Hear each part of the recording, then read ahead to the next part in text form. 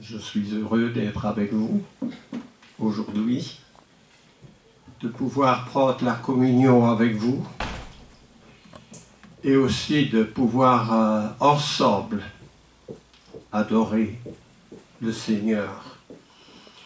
Hier, nous avions une réunion des frères en vue de pouvoir améliorer les choses dans notre assemblée.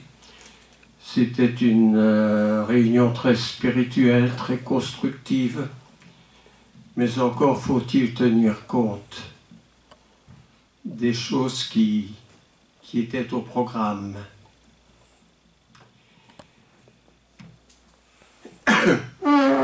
Je remercie aussi l'Église pour vos prières parce que cette semaine, je n'étais pas très bien. J'ai dû me soigner, prendre les médicaments qui étaient nécessaires. Alors peut-être mercredi passé, je sais, j'ai dû quitter le pupitre et m'asseoir, mais je ne pouvais pas faire autrement. Alors, c'est vrai, nous sommes une assemblée qui appartient au Seigneur et nous essayons de faire ce que le Seigneur nous demande de faire. Et quelquefois, ça nous demande une part, un investissement personnel plus profond, au-delà de ce que nous voudrions faire. Mais toute la Bible est remplie d'hommes et de femmes qui essayent de faire ce que Dieu leur demande de faire. Mais aussi, d'autre part, il y a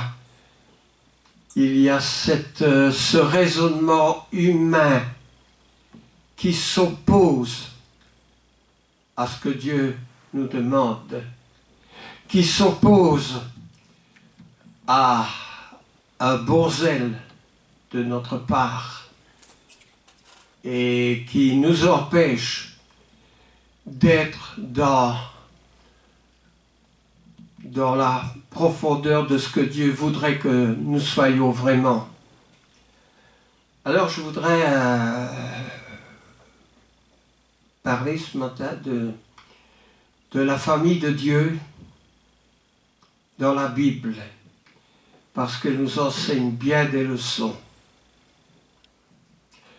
Je n'ai pas la vue très bonne ce matin, et si je lis comme mercredi, je vais commencer à lire à côté des phrases, des bonnes phrases. Donc, je vais beaucoup parler de mon cœur ce matin. Et je vais vous ramener dans un lointain passé où Dieu a commencé l'histoire avec les hommes. Je ne vais pas relater la création, nous connaissons bien les 7 jours, plutôt les 6 jours de la création, le 7e où Dieu s'est reposé.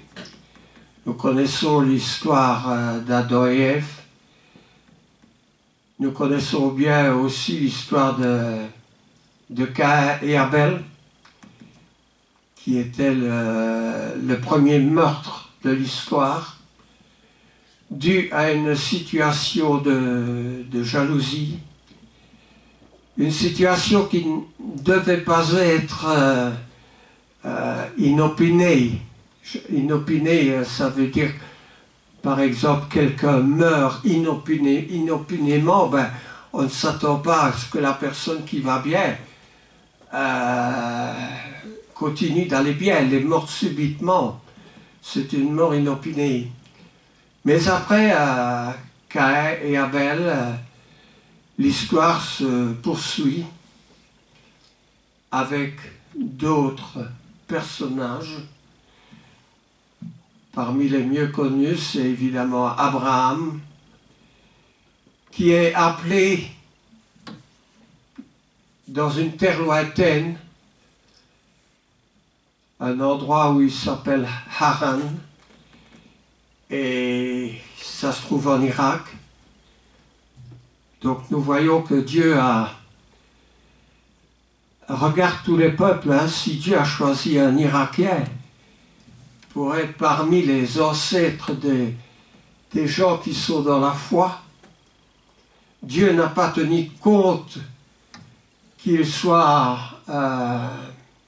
de Canaan déjà, ou bien venant du nord, mais il a vu sur la terre un homme, une famille qui était accréditée, qui était valable dans sa foi, dans sa conduite, dans sa manière d'agir. Une famille qui était digne de recevoir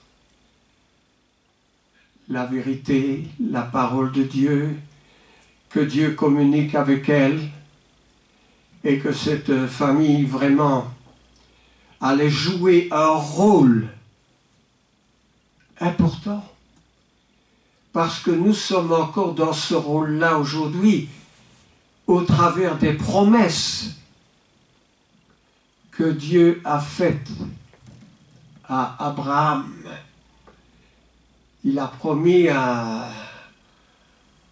de nombreuses bénédictions, dont un sauveur qui est Jésus-Christ, et qui devenait bien plus tard. Et alors, dans la famille d'Abraham, Dieu a rappelé 3 fois la promesse de rédemption, la venue d'un sauveur, d'une manière peut-être pas aussi claire, parce que les hommes n'auraient rien compris, même si Dieu avait été plus clair. Mais il a rappelé par Abraham la première fois, par son fils Isaac la deuxième fois, et par Jacob la troisième fois, que Dieu n'oublie pas le monde qu'il a créé, qu'il va faire en sorte que ce monde puisse s'en sortir et que ce monde puisse être sauvé. Mais nous allons voir, enfin, si on avait le temps, que Dieu demande aussi une part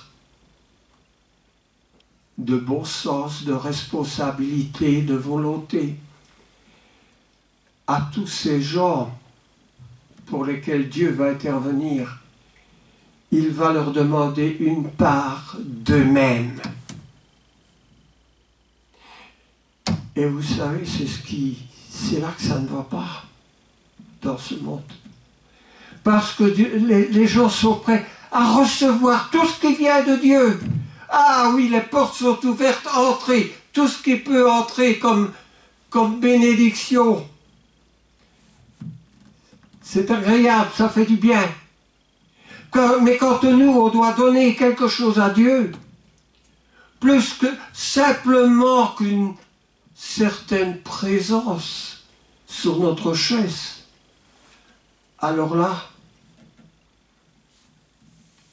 ça n'y est pas. Alors, on voit déjà comment est-ce que les choses n'y vont pas. Ben, les choses n'y vont pas seulement au plan purement spirituel, mais au sein de leur famille, dans leurs responsabilités de tous les jours, dans leur conduite. Là, il y a beaucoup de choses qui ne vont pas et qui empêchent que les choses spirituelles elles-mêmes aillent bien, parce qu'il y a toujours une répercussion. Et on peut le voir. Isaac, n'est-ce pas, avait 2 fils, Jacob et Ésaü. Et déjà là où c'est la famille, un drame familial. N'est-ce pas? Parce que dans la conduite de Jacob envers son frère Ésaü, il y a du mensonge. Il y a un vol d'un droit d'aînesse avec la complication de la maman, Rebecca, n'est-ce pas, femme d'Isaac. Et c'est une situation qui va entraîner des conséquences. Première conséquence, la mésentente entre deux frères, Jacob et Ésaü. Ah, quand Jacob fait ça, Ésaü, il est furieux. Il est prêt, en attendant la mort de son père, il est prêt de tuer son frère. Ce serait le deuxième meurtre après celui de Caïn et Abel. Quand Caïn a tué Abel. Ésaü voulait tuer son frère. Et qu'est-ce qui se passe? Voyant la colère, la maman, qui est Rebecca, dit à Jacob, il n'est pas bon que tu restes ici, tu sais. Quitte la maison et va dans ma famille, dans le nord. Et là, tu trouveras de l'aide. Et reste-y, tant que ton frère est en colère contre toi. Alors Jacob est obligé de partir. Jacob s'en va, il remonte dans le nord, dans la ville de Haran, d'où vient Rebecca. Parce que Rebecca a un frère qui s'appelle Laban. Et Rebecca a dit, ben, dans ma famille, là, tu seras à l'abri. Oui. Il était à l'abri, mais ils perdaient tous quelque chose de vue. C'est qu'ils n'étaient pas à l'abri de Dieu. Parce que Dieu, il voit tout. Vous pouvez vous sauver, vous pouvez aller habiter je ne sais où. Mais s'il y a quelque chose dans votre vie qui a déplu à Dieu, aussi loin que vous serez sur la planète Terre, vous n'allez pas échapper aux yeux de Dieu. Et les yeux de Dieu vont vous suivre. Là où vous serez, où vous penserez avoir trouvé refuge. Alors Jacob s'en va et il va dans un puits et là il rencontre une bergère. Ah, une bergère très jolie, une jolie fille. Et ça n'échappe jamais aux yeux d'un jeune homme quand il y a une jolie fille. Alors, il faut connaissance et Jacob lui dit qui il est, mais cette fille est la fille de Laban. Et je rappelle que Laban est le frère de la maman de Jacob. On suit? Ok. Alors, cette fille s'appelle Rachel. Il va avec Rachel qui le conduit près de son papa, Laban. Mais déjà, Laban peut remarquer qu'il y a quelque chose qui ne va pas. Avez-vous une idée? Eh bien, Jacob arrive en disant qu'il est de la famille, etc. Tout ça, on le croit. Laban le prend dans ses bras, La famille, vous savez, en Orient, la famille, c'est quelque chose, c'est sacré, hein, la famille. Alors, là-bas, voit quelque chose. C'est d'habitude, et vous qui êtes peut-être des étrangers par rapport à la terre d'ici, quand vous allez visiter votre famille, vous n'arrivez pas les mains vides, n'est-ce pas? Ou au moins vous avez un petit quelque chose que vous apportez avec vous, un petit cadeau. Un cadeau qui provient de la famille qui est la famille où se trouve à l'étranger. Mais voilà, Jacob arrive plutôt comme un fugitif, quelqu'un qui s'évade, quelqu'un qui a dû quitter le pays parce qu'il a fait des choses qu'il n'aurait pas dû faire. Et Laban n'est pas dupe, il s'aperçoit que Jacob arrive là plutôt par quelqu'un qui désire trouver refuge. Alors, voilà, et je l'ai dit, Rachel est une jolie fille et Jacob n'a des yeux que pour Rachel. Jacob se met au service de Laban, le papa de Rachel, et il commence à travailler pour avoir sa subsistance à lui. Et puis, évidemment, la chose qui est incontournable dans ces cas-là, c'est de demander la main de la fille à son père. Parce que ça s'est toujours fait comme ça. Laban ne dit pas non, mais il dit ouais. Mais vous savez, dans ces pays-là, il y a toujours ce qu'on peut appeler la dot, ou quelque chose en retour. Et Laban lui dit, tu vas travailler 7 années pour moi, 7 ans. Ah, quelle joie de travailler pour toi pour avoir ta fille.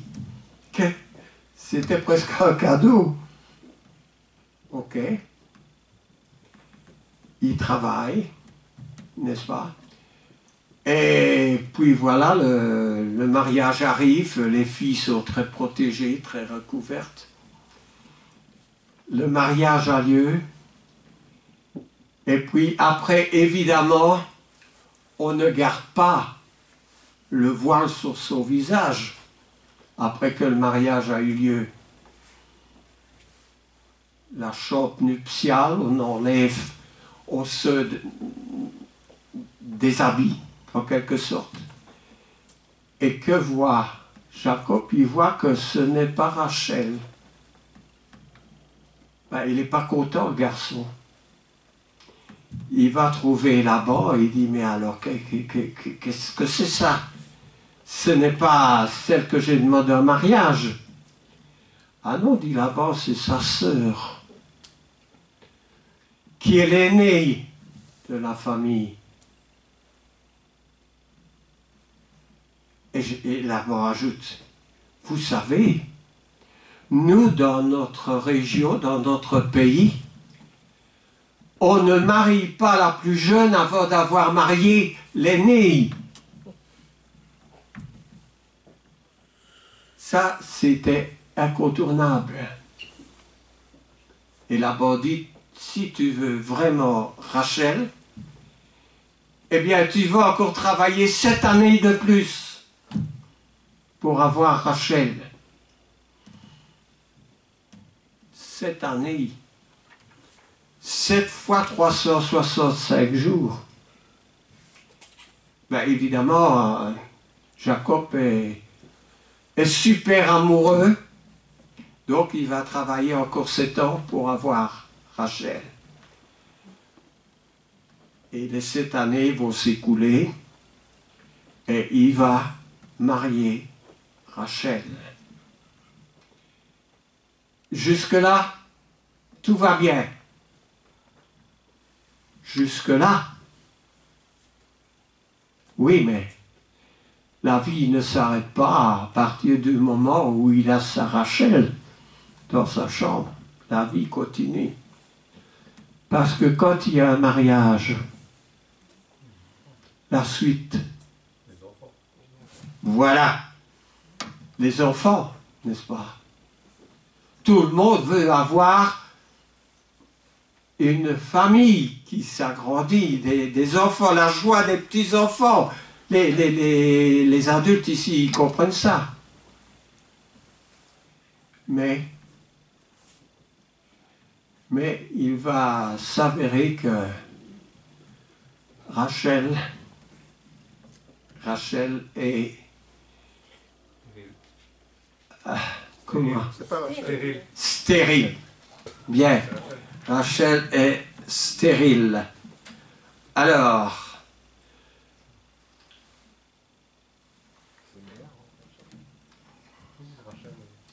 il va avoir 12 enfants, les 12 fils de Jacob.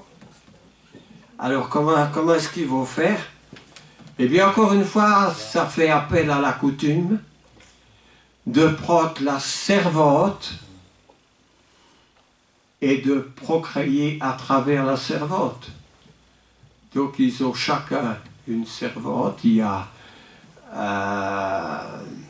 Rachel qui a Bilha, elle s'appelle, et l'autre, sœur Zilpa. Et alors, ça va devenir infernal.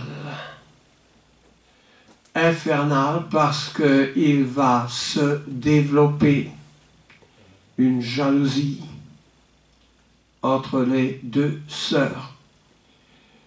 Et qui va être pris à partie, la victime entre cette jalousie des deux sœurs? Eh bien, Jacob. Donc, Jacob va commencer un peu à être la victime des difficultés de la vie. Je suis en train de décrire une famille avec ses problèmes, ses difficultés. Sauf que ce n'est pas une histoire banale, parce que cette famille-là nous concerne à nous aujourd'hui. Jacob est celui qui, n'est-ce pas, qui est inclus dans le plan de la rédemption, c'est-à-dire un ancêtre de Christ. Alors par rapport aux méfaits qu'avait fait Jacob, Dieu va faire quelque chose. Il va lui changer son nom. Son nom de Jacob va devenir Israël. Et ce sera la première fois dans l'histoire que le mot Israël va être donné à une famille, à Jacob. Et alors il y aura bien sûr une réconciliation plus tard entre les deux frères. Une réconciliation quand les deux frères, et surtout Jacob, aura mûri. Parce que notez bien que c'est les années qui vont faire en sorte, qui vont donner plus d'intelligence, plus de sagesse, et qui va se rendre compte de son erreur. Ésaïe. Il faut le temps parfois de se rendre compte de son erreur. Mais on peut toujours prier pour que quelqu'un se rende compte de son erreur. Parce que si nous travaillons, Dieu travaille avec nous. Il travaille aussi. Dieu n'est pas quelqu'un qui est là les bras croisés, en train de spéculer, en train de rigoler, en train de faire n'importe quoi que l'erreur. Non, Dieu est le premier attristé par notre erreur. Alors, évidemment, la réconciliation va avoir lieu, mais le poids des fautes, il va rester. L'apôtre Paul dit, on ne se moque pas de Dieu. Ce qu'un homme aura semé, il le récoltera. Je saute un bond de quelques centaines d'années, lorsque le peuple d'Israël ne va pas bien. Il ne va pas bien parce qu'il adore les idoles, les Baals, et Dieu est très fâché. Et Dieu va agir en envoyant l'ennemi du nord pour détruire le peuple d'Israël. Je passe de l'histoire de Jacob dans l'ère patriarcale à l'année 735 avant Jésus-Christ. Et quand ça ne va pas bien, Dieu envoie un prophète. Il s'appelle Osée. Et qu'est-ce qu'Osée utilise dans sa prédication? Pour dire aux Juifs que ça ne va pas et que Dieu tient compte de ce qui ne va pas. Eh bien, c'est notre personnage Jacob qui va revenir. Et Dieu va rappeler les erreurs de Jacob. La manière dont Jacob s'est mal conduit, et quand il va parler à Israël, il va parler de la même manière qu'il a été parlé aux Juifs quand on disait que Jésus allait revenir, on leur disait, ben, David va revenir. Eh bien, à la place de dire Israël, Israël, ça ne va pas, il disait, Jacob, vous avez les péchés de Jacob. Non pas qu'il portait la culpabilité de Jacob, parce que Ézéchiel dit, le fils ne portera pas l'iniquité de son père et le père ne portera pas la faute de son fils. Ézéchiel 17. Mais le péché de Jacob n'était pas oublié. Il était dans la bouche du prophète Osée, décrié au peuple. C'était un rappel du début de l'histoire d'Israël pour dire les choses se sont mal passées. Et vous pouvez prendre tout au long de l'histoire. Oui, il y a des succès, il y a des... vous allez en Hébreux chapitre 11, vous verrez que tous ces gens-là sont appelés les héros de la foi, parce qu'ils ont combattu, la plupart se sont redressés avec les années, mais c'est un peuple, comme Dieu dira, un peuple qui l'a fait souffrir, un peuple au cou raide, un peuple rebelle, une nation de prostituées, tous ces mots, Dieu va les utiliser pour Israël. Nous sommes dans la Nouvelle Alliance avec cette histoire que Dieu veut que nous connaissions. Alors il y a deux ou plus de manières de le connaître. C'est soit chez vous, vous prenez votre Bible, elle devient un livre de chevet, et on peut l'utiliser partout. Moi, j'ai lu le livre de Job quand j'étais à l'armée.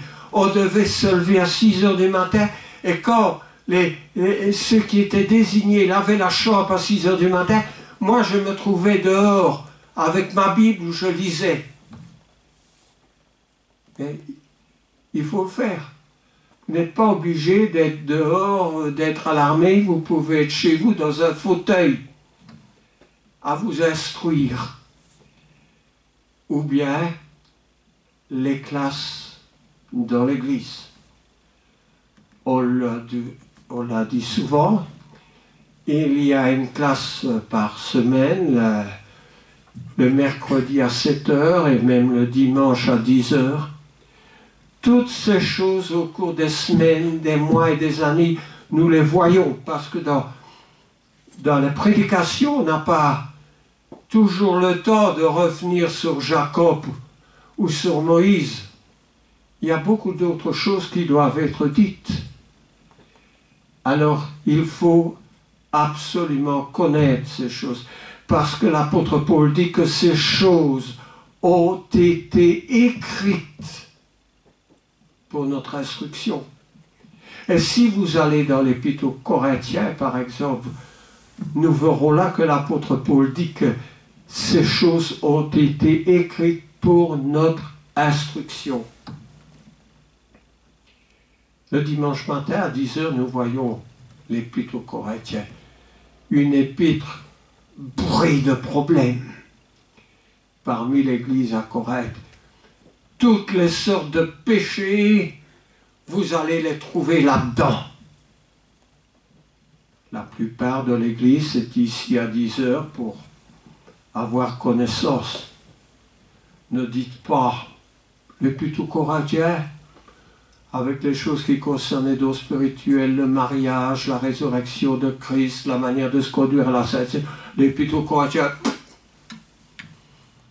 moi j'en ai rien à cirer, je viens pour prendre la Sainte Seine et entendre juste la prédication. Non, non, non, non, nous avons le devoir de connaître ces choses, de donner un peu plus de notre temps aux choses du Seigneur et aussi d'y donner notre argent. C'est un commandement du Seigneur. Je ne blesse personne en disant ça. Si vous n'êtes pas d'accord ou si ça vous blesse, dites-le à Dieu. C'est lui qui donne l'observation de ses commandements. Alors, dans le Nouveau Testament, avec la connaissance de toutes ces choses, l'apôtre Paul a une certaine facilité de traiter tous les sujets parce qu'il dit toujours « Rappelez-vous ceci, rappelez-vous en Nombre chapitre tel dans les Corinthiens, rappelez-vous ce qui est arrivé là, rappelez-vous, rappelez-vous, rappelez-vous. » Mais comment peut-on se rappeler si on ignore ces choses? Alors là, c'est la partie qui nous incombe de le savoir. Si nous n'allons pas à l'école, nous n'allons pas pouvoir lire non plus. Non seulement notre Bible, mais n'importe quelle autre. Oui, c'est vrai, tout ce qui vient d'être dit fait partie de l'histoire. Mais ce n'est pas n'importe quelle histoire. Je connais l'histoire de la Belgique. Au temps de Jules César, il y avait 6 tribus, les Adriatiques, les Tréviriens, les Ébureaux. Je vous en cite 3, il y en a 6. Mais cette histoire-là est très intéressante, mais dans le plan de Dieu, il n'y a pas de lien. Mais dans les histoires de la Bible, dans celle que nous venons de voir avec Jacob, il y a un lien. Parce qu'ils font partie de la famille de Dieu. Notre famille. Ce sont les ancêtres de notre famille. Et si nous voulons aller au ciel, il est bien que si on rencontre, j'extravague ici, Jacob, on ne dit pas, qui est ce type? J'en ai jamais entendu parler. Qu'est-ce qu'il vient faire? Nous sommes censés connaître l'histoire de Dieu C'est la volonté de Dieu.